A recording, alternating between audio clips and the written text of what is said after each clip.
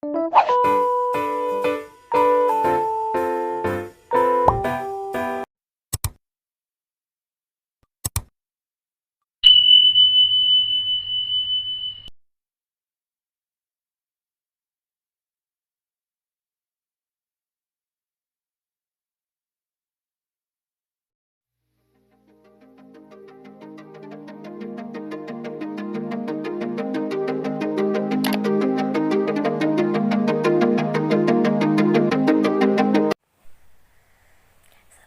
warahmatullahi wabarakatuh.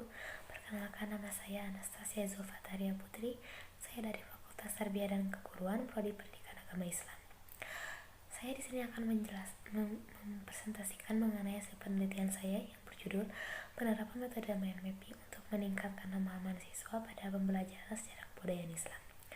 Adapun latar belakangnya yaitu pendidikan di Indonesia telah mengalami berbagai macam upaya untuk meningkatkan mutu pendidikan yang ada di Indonesia. Salah satunya yaitu dengan terus berkembangnya metode pembelajaran yang ada guna menunjang guru dalam proses pembelajaran. Guru merupakan posisi yang strategis untuk tercapainya tujuan pendidikan sebagaimana yang terdapat dalam Undang-Undang Sisdiknas Nomor 20 Tahun 2003 Pasal 1 mengenai Sistem Pendidikan Nasional. Kemampuan seorang guru dalam menyampaikan materi ketika proses pembelajaran harus bisa semenarik mungkin agar siswa tidak jenuh dan bosan ketika proses pembelajaran. Ini juga harus ditunjang dengan perangkat pembelajaran yang dapat meningkatkan output peserta didik. Salah satunya yaitu dengan penggunaan metode pembelajaran yang tepat. Metode pembelajaran yang bisa digunakan salah satunya yaitu dengan metode mind mapping. Metode mind mapping berguna untuk menggambarkan suatu hubungan pada suatu materi dengan materi yang lain yang nantinya siswa dapat dilatih untuk menemukan inti dan benang merah dari materi tersebut. Kemudian tanggapan-tanggapan dari materi tersebut dapat diubah menjadi suatu gambaran visual yang nantinya siswa akan lebih mudah dalam menangkap dan memahami materi tersebut. Berdasarkan hasil dari studi pendahuluan mengenai pembelajaran sejarah kebudayaan Islam, ternyata pada proses pembelajaran siswa itu banyak yang tidak memperhatikan guru. Mereka banyak yang melamun, banyak yang mengobrol dengan temannya, banyak yang mencoret-coret bukunya dan lain sebagainya. Hal inilah yang menjadikan saya untuk meneliti hal tersebut. Adapun tujuan penelitian ini yaitu sebagaimana yang terdapat pada rumusan masalah. Yang pertama yaitu untuk mengetahui bagaimana proses pembelajaran dengan metode konvensional. Yang kedua yaitu untuk mengetahui bagaimana pembelajaran dengan menerapkan metode mind mapping. Yang ketiga yaitu untuk mengetahui perbedaan antara kelas yang menggunakan metode mind mapping dengan kelas yang tidak menggunakan metode mind mapping.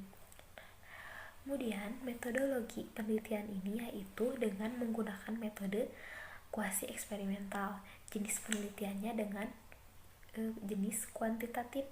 Kemudian teknik pengumpulan data dengan pretest dan posttest. Kemudian ada dengan dokumentasi dan observasi. Kemudian uji instrumennya dengan menggunakan uji normalitas dan uji reliabilitas.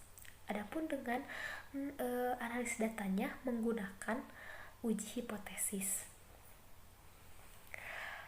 Setelah didapatkan data, kemudian diolah dan didapatkan hasil sebagaimana yang terdapat pada tabel di atas ini.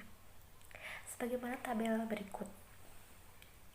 Kemudian setelah didapatkan tabel berikut, diuji kembali dengan uji syarat analisis data dengan uji normalitas sebagaimana yang terdapat dalam tabel berikut ini. Setelah didapatkan tabel tersebut, dilanjutkan dengan uji hipotesis. Uji hipotesis dengan menggunakan uji Mann-Whitney dan Wilson, sehingga didapatkan hasil 0,00 yang berarti kurang dari ketentuan yang kurang dari ketentuan 0,005. Berdasarkan pada hasil uji Mann Whitney dan Wilson, didapatkan hasil bahwa HA diterima dan HO ditolak. Selanjutnya yaitu kesimpulan. Yang pertama, proses pembelajaran dengan metode konvensional didapatkan hasil bahwa pembelajaran dengan metode konvensional belum sepenuhnya bisa membuat siswa itu terpantau oleh guru dan membuat siswa lebih efektif dan efisien ketika proses pembelajaran, karena siswa lebih banyak yang menganggap bahwa pembelajaran itu menjenuhkan dan membosankan.